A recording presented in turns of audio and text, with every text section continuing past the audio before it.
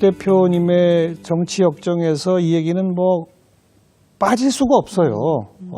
노무현 전 대통령 탄핵 과정에 참여하신 그리고 결국은 그걸 또 반성하러 삼보일배를 하시게 된 뭐 어찌 보면 본인 스스로 생각할 때도 본인의 정치 역정에서 가장 좀 가슴 아픈 순간 아닐까요? 그렇죠. 그런. 잠깐 아무튼 뭐 가슴 아픈 순간이지만 되돌아가 보면 결국 열린우리당을 창당하는 노무현 전 대통령의 선택에 동의를 안 하셨던 거 아니겠어요? 저는 그랬어요. 네. 그게 그때 왜 동의가 안 되시던가요? 그 당시는 그때의 정권, 그러니까 노무현 정부 탄생이라는 것도 우여곡절 끝에 천신만고 끝에 천신만고였죠. 기적적으로 어떻게 보면 된 거였죠. 후보 단일화와 뭐 또 번복 이런 걸 거치면서 선거 직후에 그 가게를 갔더니 정부를 파는 가게인데 가게 주인이 저보고 한 몇십만 원을 변상해 내라는 거예요. 왜요? 그렇게 똑같이 제가 왜요? 이랬더니 노무현 후보 떨어질까 봐 내가 전화통을 수도 없이 돌렸다. 시외 전화를. 그때 시외 전화 요금이 비쌌어. 그러니까 이 전화 요금을 고지서를 받으니 40만 원이 나왔는데 지방에 아는 사람들 설득하려고 빨리 투표장 가라고. 그러니까 물어내라는 거죠. 그런 분들 한 분 한 분이 모여서 사실 기적적으로 당선됐죠.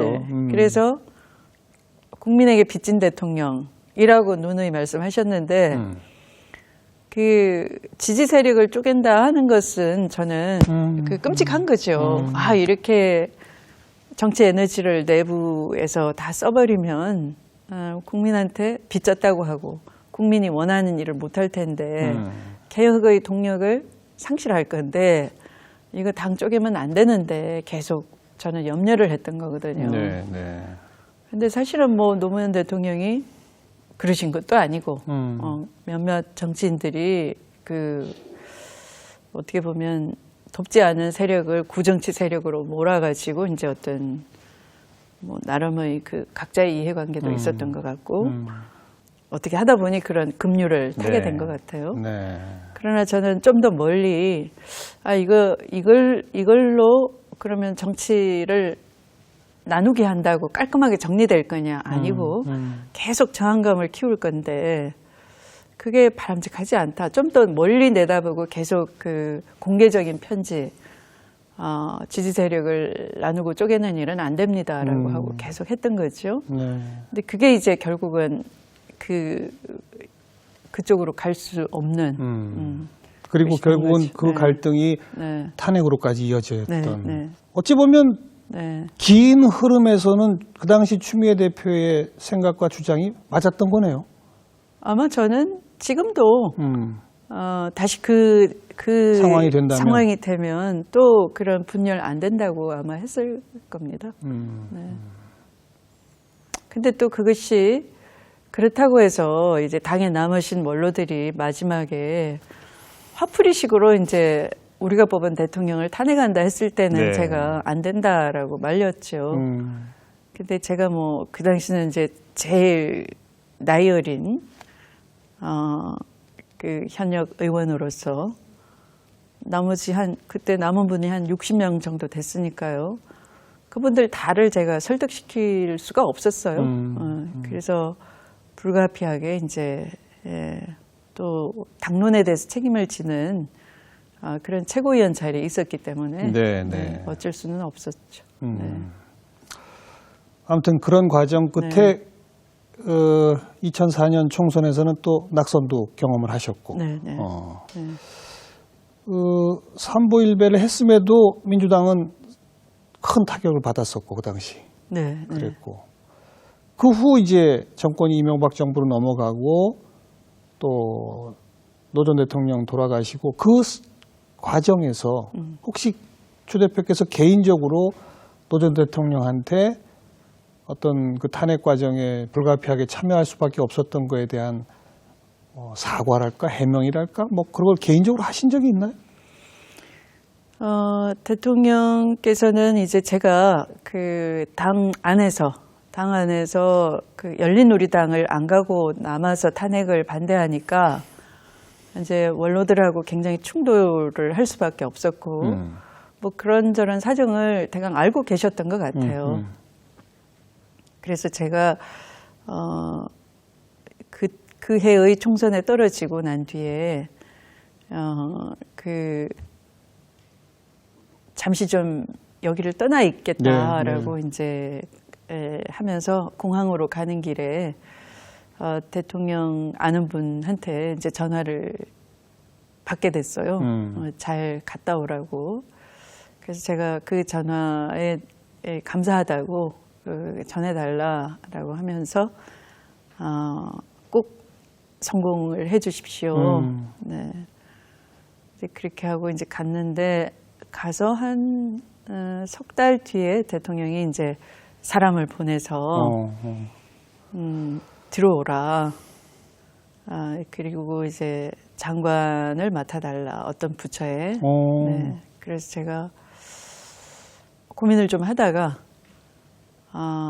대통령께서 저의 진심을 이렇게 알아주시니까 너무 감사하다. 그런데 제가 대통령님의 의도와 뜻과 다르게 이걸 받으면 저도 정말 받고 싶은데 받으면 남아있는 당시의 그 민주당 새천년 민주당 분들이 사람을 빼갔다. 그렇죠. 정치 공작이다. 이렇게 이 국내 정치의 하나의 갈등 요소가 될 것 같다. 그래서 그런 부작용이 너무 극심할 것 같으니 나중에 제가 그 통합의 재료로 쓰시되 지금은 아닌 것 같다. 이렇게 이제 말씀을 드렸어요. 장관 자리를 제안하셨군요. 네. 어느 장관이었습니까? 환경부 장관이었는데요. 제가 수락을 해주면 국토부와 환경부를 통합을 해서 더 센 부서로. 네.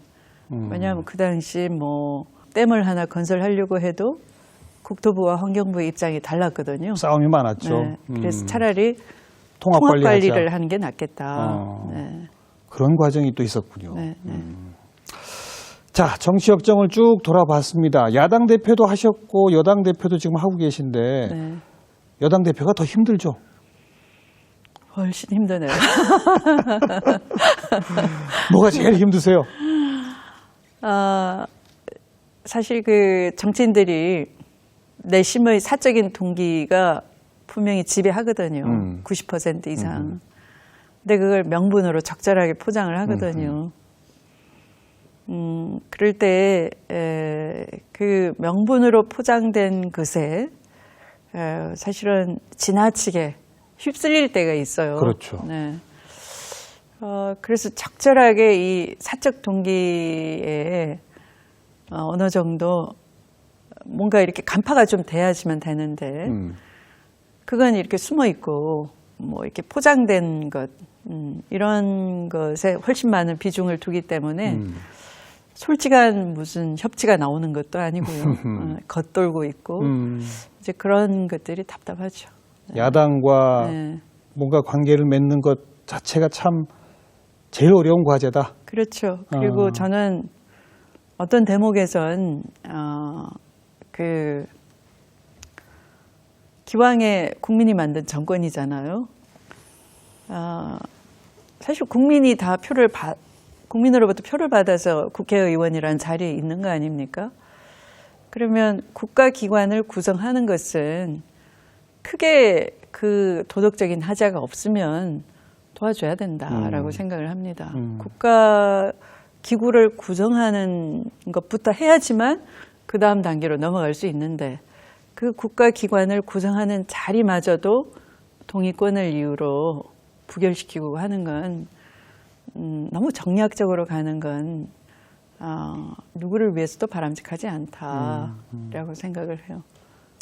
뭐 맞는 말씀입니다만 또 정치는 엄연한 현실이기 때문에 국회 의석 분포로 봐서는 어쨌든 야당과의 관계를 뭐 그 야당 중에 몇몇 야당이라 하더라도 좀 잘 꾸려나가지 않을 수 없는. 게다가 적폐청산을 하려면 거기에 한 80, 90%는 법을 바꿔야 되는 거고 법을 바꾸려면 불가피하게 야당의 동의를 얻어야 되고 이런 구조가 네, 어렵고 힘든 거죠. 네. 그런데 그대원 대목에서 몇 번에 걸쳐 우리 추미애 대표께서 조금 너무 센 발언을 했다가 약간 뭐 사과도 하시고 뭐 이런 일들도 있었지 않습니까? 네. 그러면 약간 의도적으로 이렇게 센 발언을 하신 겁니까? 어떤 겁니까? 저는 우선 법과 원칙은 누구에게나 다 똑같이 적용돼야 되잖아요. 국회의원도 그 법과 원칙을 따라야죠. 존중을 해야 되고 똑같이 국민도 마찬가지고. 그래서 그 법과 원칙에 대한 건 타협의 대상이 아닙니다. 나머지는 타협할 수 있으나 타협할 수 있습니다. 근데 법과 원칙에 대해서는 제가 밀어붙인다가 아니고요. 법과 원칙을 준수해달라는 거였어요. 그리고 특히 뭐 예를 들면 인사 중에도 헌법재판소 같이 네. 헌법기관이잖아요. 그런 것은 정략의 대상이 아닌 거죠. 무슨 양보의 대상이 아닌 거죠. 그런 건 그분의 어떤 개인 결함이 없다면 동의를 해주는 게 맞다라는 것이죠. 그게 법과 원칙인 거죠. 이제 그런 부분에 있어서 저는 어떻게 보면 이제 그 법과 원칙을 그대로 적용되길 바라기 때문에 좀 단호하다 이렇게 생각할 수는 있겠죠. 네. 타협할 수 없는 것에는 원칙은 분명히 내가 말하지 않을 수 없다. 네. 정치적 후폭풍이 있을 거라 하더라도 네. 그런 거로군요. 네. 그게 아마 추다르크란 별명 때문에 또 그렇게 되시는 거 아닌가. 목숨을 내놓고라도 뭐 어떤 네. 이런 거. 네. 아니 그 사법연수원 시절에 홍준표 대표랑 같은 반이셨다는데 또 팔짱도 좀 옆에 가서 끼고 그러셨는데 네. 이 관계 개선이 잘 안 되네요. 그렇게 법과 원칙에 대한 걸 시원하게 풀어주시고, 네. 네. 나머지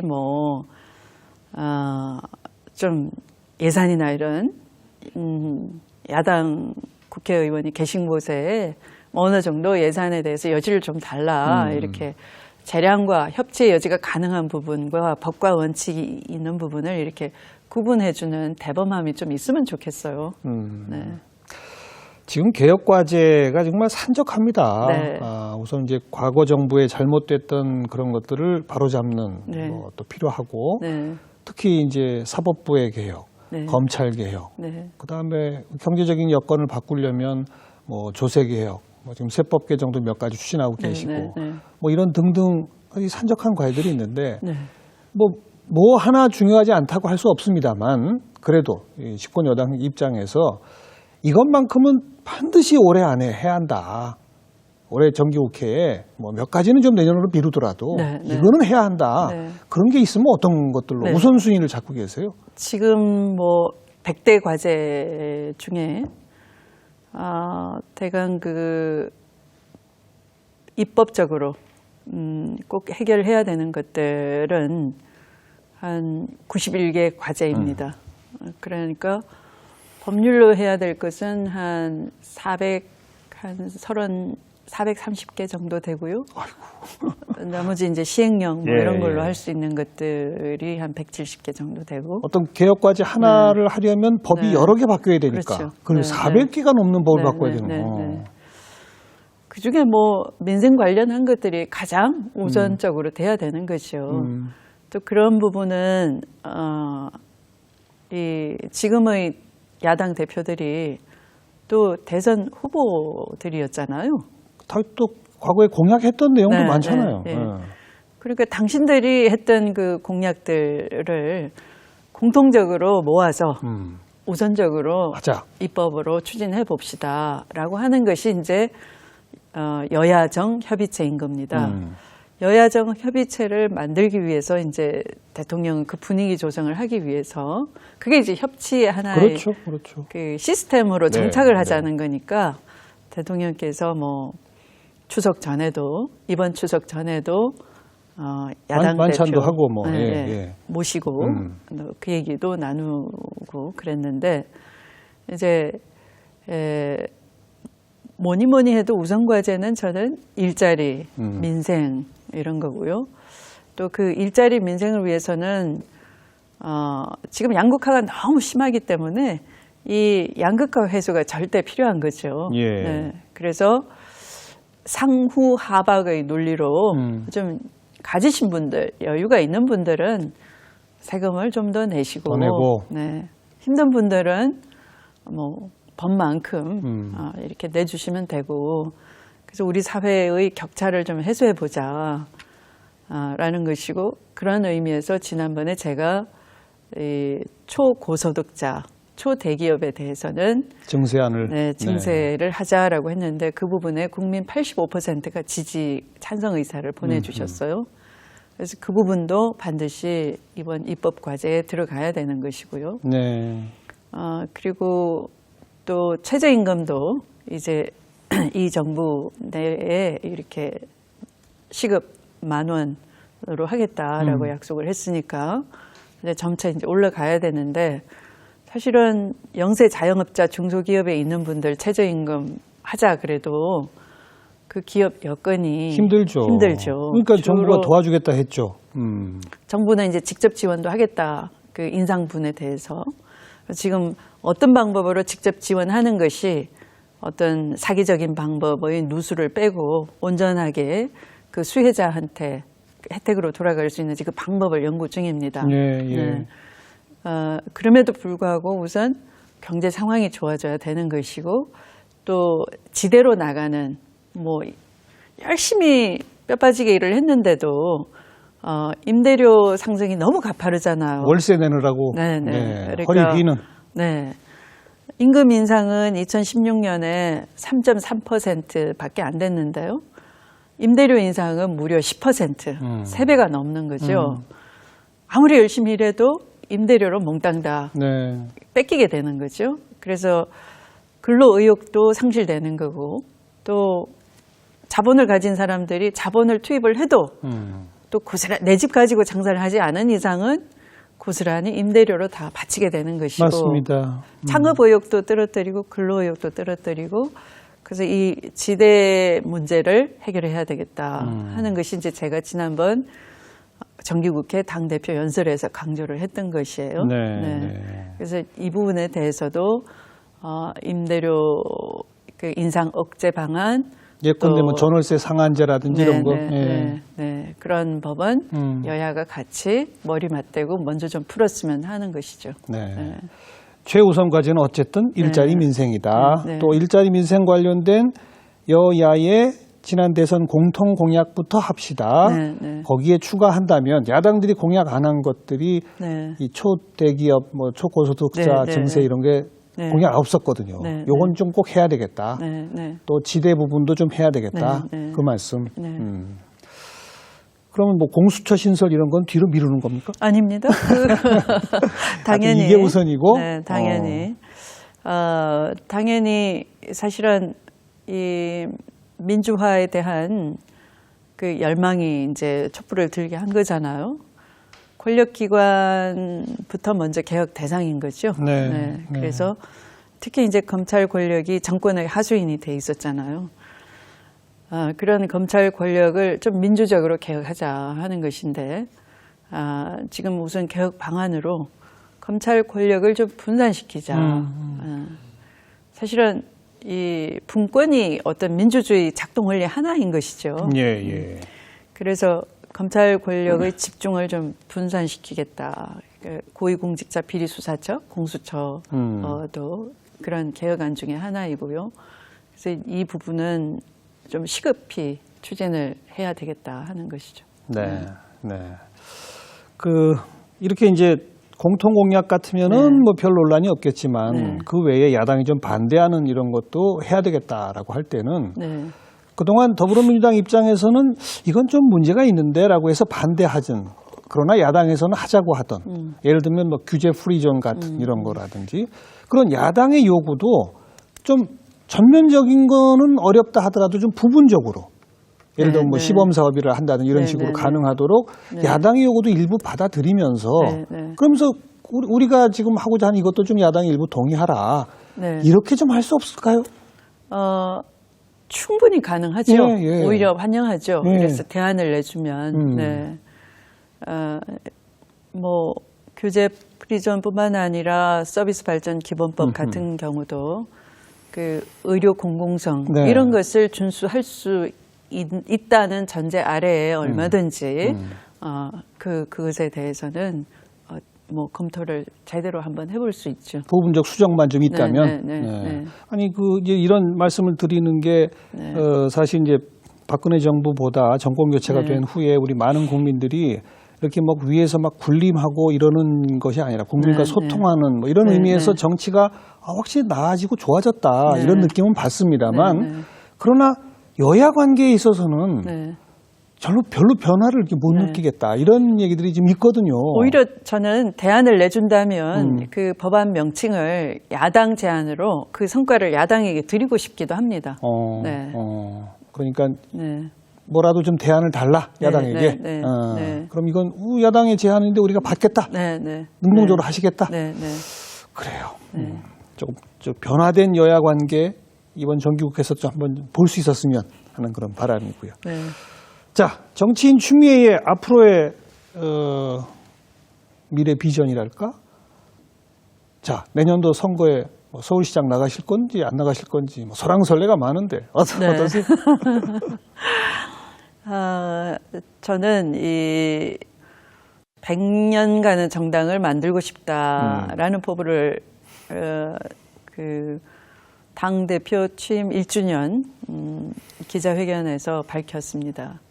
그 기본은 사실은 더불어민주당 이전에 이제 그 민주당이 한 62년이 됐어요. 앞으로 이제 한 40년 더 하면 100년 정당이 되는 것이죠. 우리도 그런 현대사를 개척하고 가꾼 민주주의의 산실인 정당 역사를 한번 가져보자 하는 것인데 저의 포부는 그 역사 속에 하나의 방점을 찍는 사람이 되고 싶습니다. 한번 역사의 후퇴가 있었는데 다시 민주당이 힘을 가져서 그 정체성에 맞는 일을 개척하고 해냈다. 그게 아무개가 당대표인 시절에 그렇게 됐다. 그런 정당 역사에 한번 남는 그런 그 족적을 한번 가져보고 싶어요. 그렇게 하면 저의 꿈도 이루어지고 이제 어느 누구도 그 흔들 수 없는 그 하나의 그 정당이 만들어지는 거죠. 여태까지 정당은 늘 이합 집산을 했지 않습니까? 그렇죠. 정치인들끼리 모여서 이제 그걸 한번 끊어내고 싶은 거죠. 그래서 이 정강 정책이라는 건 그 국가의 헌법처럼 당대 그 5년 안에 이루지 못했으면 그 다음에 또 이루면 되는 것이고. 그렇죠. 그래서 그 정체성이 사실은 저의 당의 정강 정책은 한반도 평화 통일의 꿈부터 시작합니다. 그러면 이 정당이 앞으로 40년 가면서 그 안에 통일을 못 이루겠어요. 그래서 그런 토대까지 닦는 그 저력을 지금 좀 만들어 놓겠다 하는 것이죠. 그래서 저한테 뭐 이 선거에 나가겠냐 말겠냐 하시면 저는 그 답변은 좀 그 후순위이고요. 저한테는. 그래서 그런 정당사의 하나의 획을 긋는 그런 일을 좀 하고 싶다를 이 자리에서 먼저 밝힐게요. 그러려면 당대표 임기를 꽉 채우셔야만 가능하네요. 그러면 당연 자동적으로 내년 지방선거는 못 나가시겠네. 그죠? 100년 전당의 초석을 닦는데 한 획을 긋는 어떤 정당 발전, 정당 발전의 청사진과 그것을 제도화까지 이루어내시겠다.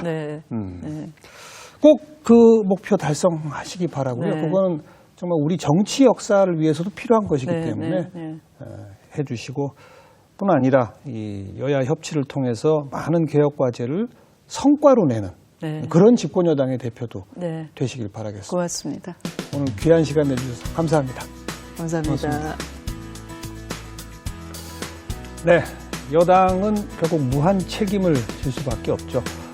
국민을 위한 개혁 그리고 그것을 제도로 실천까지 해내는 그런 실천력 있는 당대표의 모습을 기대하면서 함께 추미애 대표를 지켜보도록 하겠습니다. 다음 시간 다시 뵙겠습니다. 안녕히 계십시오.